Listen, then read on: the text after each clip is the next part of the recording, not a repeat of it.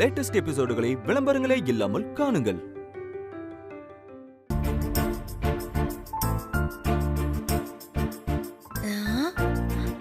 அவங்கள டிஸ்டர்ப் பண்ணலாமா வேண்டாமா? Husband sir coffee. தேங்க்ஸ். ரெண்டு பேருக்குள்ள நல்லது நடக்கணும்னா எதுவுமே தப்பு இல்ல. ஹசினி, உன் வேலையை காட்டு. சூரிய மாமா, மாரி வாங்கக்கா. என்ன ஹஸ்னி? நீங்க ரெண்டு பேரும் எனக்கு ஒரு உதவி பண்ணணும். பண்ணுவீங்களா? என்னக்கா இப்படி கேக்குறீங்க? நீ சொல்ற, ஆனா சூரிய மாமா எதுவும் சொல்லலையே. ஹஸ்பண்ட் சார் நீங்களே சொல்லுங்க, என்ன உதவி பண்ணணும்னு கேளுங்க. ஓகே ஓகே, என்ன ஹெல்ப் பண்ணணும் சொல்லு ஹஸ்னி. என்னோட க்ளோஸ் ஃப்ரெண்டுக்கு நாளைக்கு காஞ்சிபுரத்துல கல்யாணம். அந்த கல்யாணத்துக்கு எனக்கு பதிலா நீங்க ரெண்டு பேரும் போறீங்களா?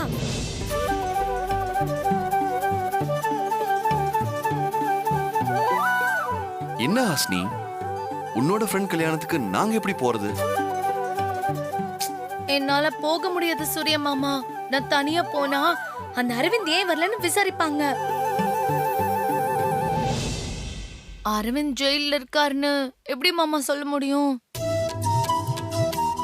நான் கல்யாணத்துக்கு வருவேன்னு நம்பி ஹோட்டல்ல ரூம் எல்லாம் அவங்க புக் பண்ணிருக்காங்க. இப்போ நாங்க போலன்னா அது அவ்வளவு நல்லா இருக்காதுல்ல. ஏன் சார்பா நீங்க ரெண்டு பேரும் போய் மேரேஜ் அட்டெண்ட் பண்ணிட்டு கிஃப்ட் எடுத்து கொடுத்துட்டு வந்துருங்க, அவ்வளவுதான்.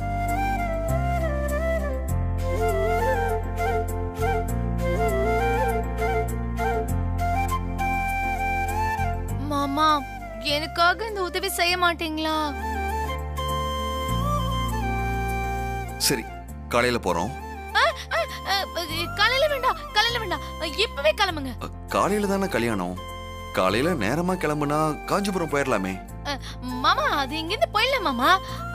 ஆனா காலையில நேரமா எந்திரிச்சு அவசர அவசரமா நீங்க கிளம்புனா அடிச்சு புடிச்சு நீங்க ஓடணும். அதுக்கு நீங்க இப்பே கிளம்பி போயிட்டா ஹோட்டல்ல ரூம் ரெடியா இருக்கு, அங்க தங்கி நீங்க நல்லா ரெஸ்ட் எடுத்துட்டு காலையில ஃப்ரீயா நீங்க கல்யாணம் அட்டெண்ட் பண்ணிட்டு வரலாம்ல. காலையில நாங்க கோயிலுக்கு போகணுமேக்கா. காஞ்சிபுரத்துல இல்லாத கோயிலா மாறி? எல்லா அம்மனும் அங்கதான் இருக்கு. கல்யாணத்தை நீங்க அட்டெண்ட் பண்ணி முடிச்சிட்டு எல்லா அம்மனையும் நீங்க கும்பிட்டுட்டு வாங்க. மாமா, யோசிக்கலாம் ஒண்ணு டைம் இல்ல மாமா. மாறி கூட்டிட்டு கிளம்புங்க. ஓகே ஓகே, இரு நான் அம்மா கிட்ட போய் சொல்லிட்டு வந்துடுறேன். மாமா இருங்க.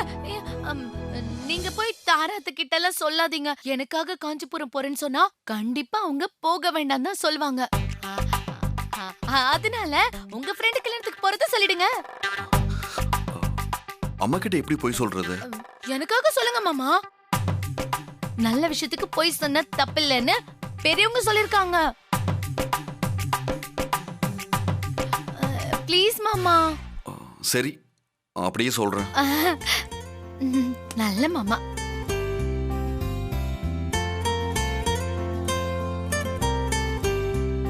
நீ என்ன இங்க நின்னுட்டு இருக்க? சீக்கிரம் கிளம்புற வழியை பாரு. அக்கா இல்லக்கா, சொன்னா கேளுங்க. நான் காலையில கோயிலுக்கு போகணும்க்கா. ஹஸ்பண்ட் சார் மட்டும் போயிட்டு வரட்டுமே. சரியா போச்சு போ. அதெல்லாம் ஒண்ணு விட முடியாது, நீ கண்டிப்பா மாமா கூட போகணும்.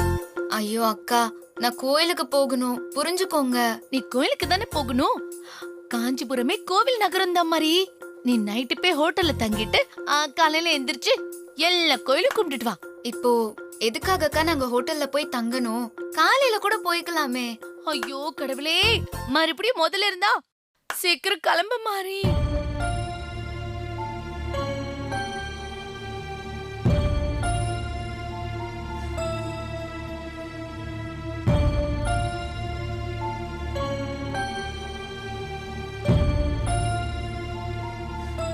ஃப்ரெண்டு கல்யாணத்துக்கு போறேன்னு சொல்ற, ஆனா நைட்டு தங்கிட்டு காலையில வரேன்னு சொல்றியே. அதான் சூர்யா, யோசனையா இருக்கு. Correct sister. மாமா, அம்மா, காலையில நேரமா கிளம்பி போறது கஷ்டமா இருக்குமா? நைட் அங்க தங்கிட்டு காலையில மேரேஜ் அட்டெண்ட் பண்றது ஈஸியா இருக்கும். அதாம்மா கேக்குறேன்.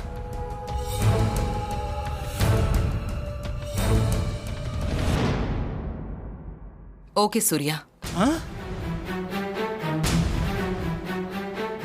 பார்த்து பத்திரமா போயிட்டு வா. கண்டிப்பாம்மா, ரொம்ப தேங்க்ஸ். போயிட்டான். போங்க. என்ன சிஸ்டர் நீங்க?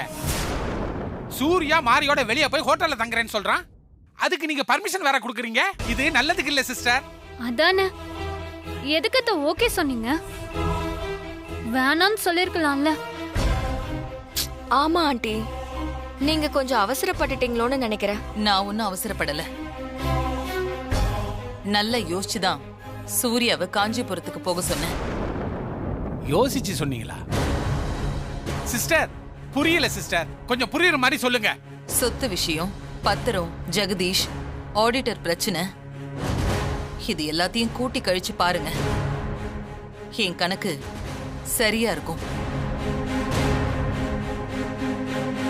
இந்த மாதிரி நேரத்துல சூர்யா இங்க இல்லாம இருக்கிறது தான் நமக்கு நல்லது.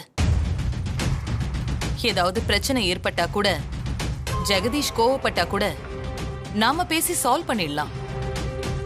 நமக்கு இப்போதைக்கு சொத்து தான் முக்கியம்.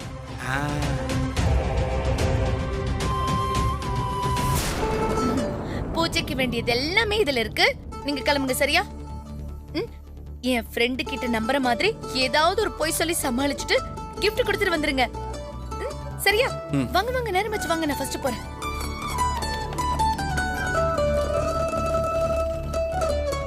வா மாரி, வாங்க மாமா. போ வரேன். வாங்க. மாமா இந்தாங்க.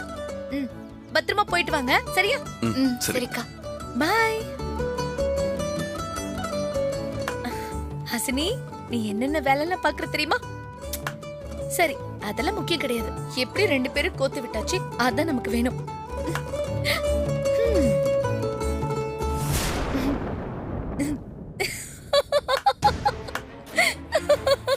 ஐயோ ஐயோ.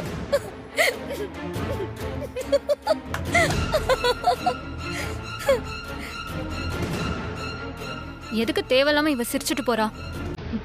அவளை விட, அவளை பத்தி எதுக்கு பேசிக்கிட்டு?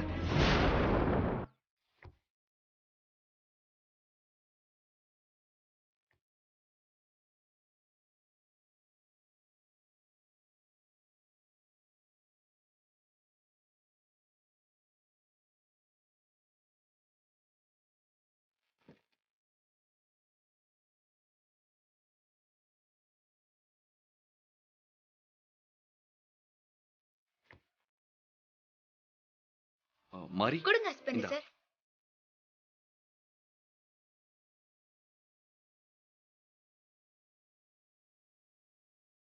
ஹஸ்பண்ட் சார், இவ்ளோ பெரிய ஹோட்டலா? ஆமா, இது 5 star hotel, one of the best hotel. வா வா.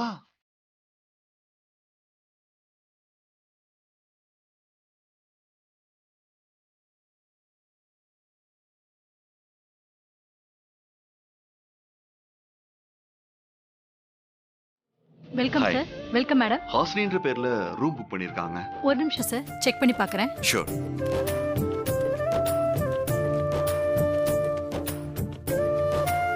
Yes sir, room number 303 book ஆயிருக்கு. நீங்க சார்? என் பேர் சூர்யா. ஓ, சூர்யா மாதிரி நீங்க தானா? ஃபோன் பண்ணாங்க சார். ஒரு நிமிஷம் இருங்க. இந்தாங்க சார். ஒரு நிமிஷம் வெயிட் பண்ணுங்க. விமல் மேடம், இங்க வாங்க. சொல்லுங்க மேடம். இவங்கள 303 ரூமுக்கு கூட்டிட்டு போங்க. Okay madam. மேடம், லக்கேஜ் எடுத்துட்டு வரட்டுமா? இல்ல பரவாயில்ல, நானே கொண்டு வந்துக்கிறேன். ஓகே மேடம், வாங்க. வா.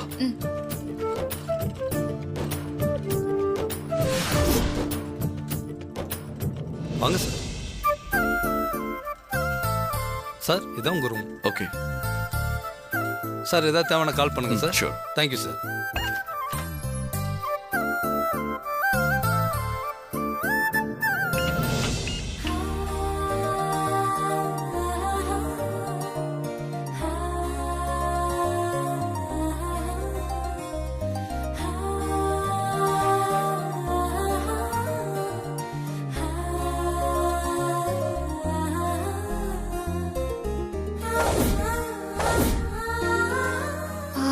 என்னது? ஒருவேளை ரூமை மாத்தி கொடுத்துட்டாங்களோ? ஆமா ஹஸ்பண்ட் சார், நானும் அப்படிதான் நினைக்கிறேன். சரி இரு, நான் ரிசப்ஷனுக்கு கால் பண்றேன். ஆ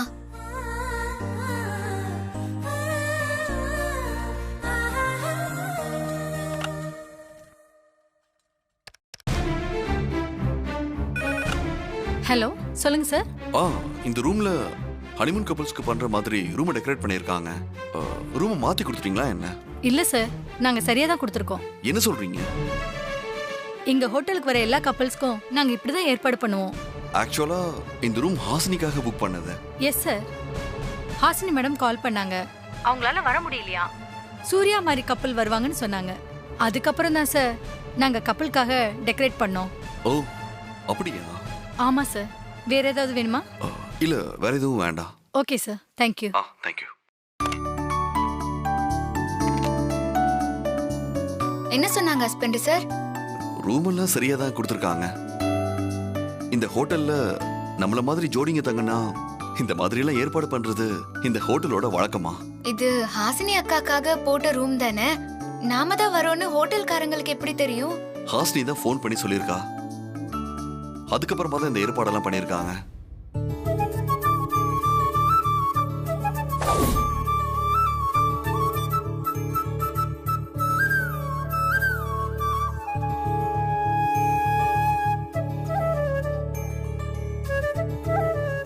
சரி மாரி, நீ ரூம்ல இரு.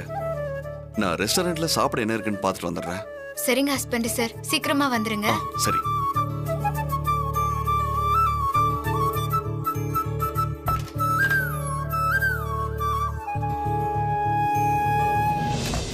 வணக்கம் ஆடிட்டர் சார். வணக்கம் வணக்கம். ஏன் உட்கார சொல்ல மாட்டீங்களா? அதான் உட்காந்துட்டீங்களா, அப்புறம் என்ன விஷயம்னு சொல்லுங்க, எனக்கு நிறைய வேலை இருக்கு. அது ஒண்ணு இல்ல auditor sir, Devi group of கம்பெனிஸோட சொத்துக்கள்லாம் மாறி பேர்ல இருக்குல்ல, அத அப்படியே சூர்யா பேர்ல மாத்தி எழுதணும். இத பாருங்க, நீங்க சொல்ற மாதிரி எல்லாம் எழுத முடியாது. ஏன் ஆடிட்டர் சார் மாத்தி எழுத முடியாது? அந்த சொத்துக்கள்லாம் வாரிசு சூர்யா தானே. என்கிட்ட இந்த பாயிண்ட்லாம் பேசுறீங்களா? இத பாருங்க, நீங்க சொன்னாலாம் மாத்த முடியாது. ஜெகதீஷா சொல்லட்டும், மாத்தி எழுதுறேன். எனக்கு நிறைய வேலை இருக்கு, கொஞ்சம் கிளம்புறீங்களா? ஓ அப்படியா? என்கிட்ட சொன்னத அப்படியே சிஸ்டர்ட்டையும் சொல்லிடுங்க. போன் போட்டு தரேன்.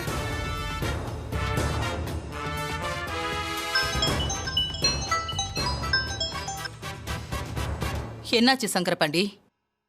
ஆடிட்டர் கிட்ட பேசிட்டியா? சொத்தை மாத்தி எழுதுறேன்னு சொல்லிட்டாரா? சிஸ்டர், ஆடிட்டரே சொத்தை மாத்தி எழுத மாட்டேன்னு சொல்றாரு சிஸ்டர். போன் அவர்கிட்ட கொடு.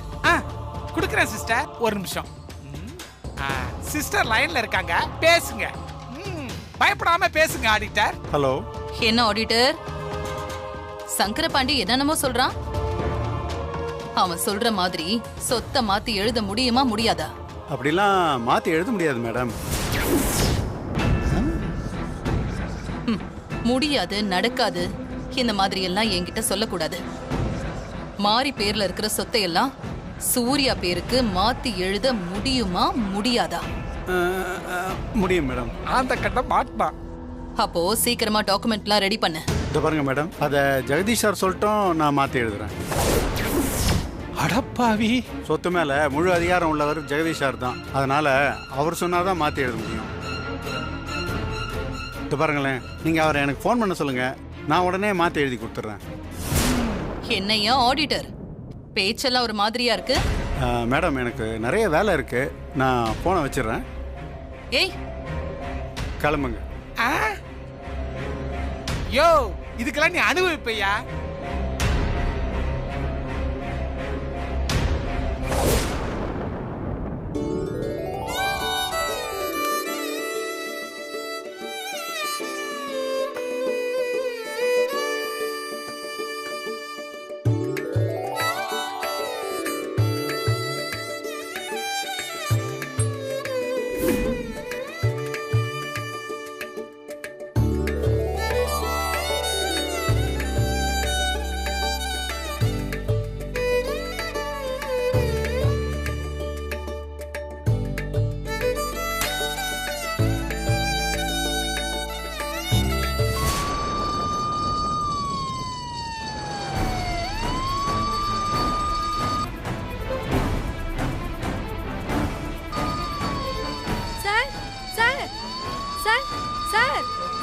இங்க வாங்க சார். சார் எந்த ரூம்ல ஃபயர் அலாரம் அடிச்சிச்சு சொல்லுங்க மேடம். 303ல இருந்து சார். சேஃப்டி கீ எடுத்துறோம். Okay sir. நீங்களா வாங்க. ஓகே.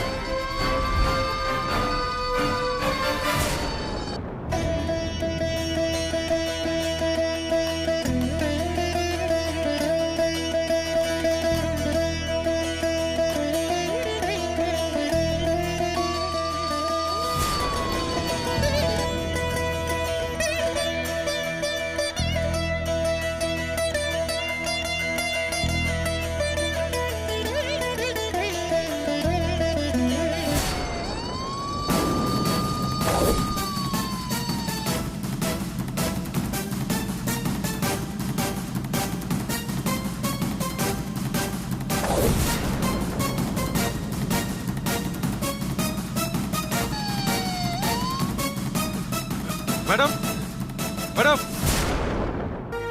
அது சேஃப்டி கீ. இந்தாங்க சார்.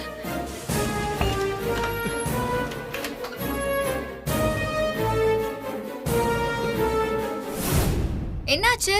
நான் ரூம் பூட்டி தானே வச்சிருந்தேன். நீங்க எல்லாம் அப்படி உள்ள வந்தீங்க?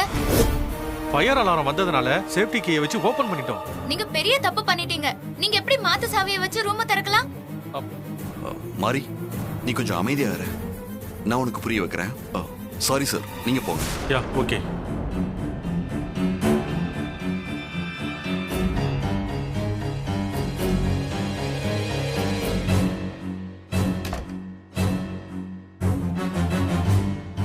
ஹஸ்பண்ட் சார், தப்பு பண்ணது அவங்க.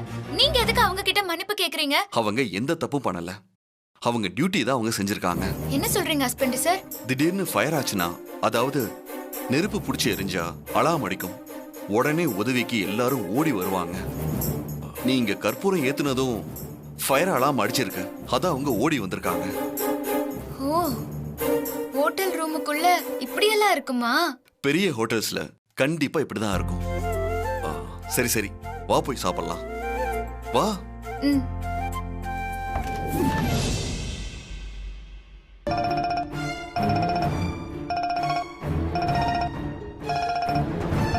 என்ன ஆடிட்டர் கால் பண்றாரு? சொல்லுங்க ஆடிட்டர் சார், என்ன இந்த நேரத்தில் கால் பண்ணிருக்கீங்க? சார், அது ஒரு முக்கியமான விஷயம், அதான் உங்ககிட்ட சொல்லணும்னு உடனே ஃபோன் பண்ணேன். அட பாவி, குரல்ல ஏதோ ஒரு பதட்டம் தெரியுதே. அப்படின்னு முக்கியமான விஷயம். சங்கரபாண்டி என்ன பார்க்கறதுக்கு வந்திருந்தார் சார். சங்கரபாண்டி உங்களை பார்க்க வந்தானா? என்ன விஷயமா? எதுக்காக வந்தா? நீங்கள் உங்கள் மருமக மாறி பேரில் எழுதி வச்சிருக்கிற சொத்தை எல்லாம் அவர் மாற்றி எழுதணும்னு சொல்கிறார் சார்.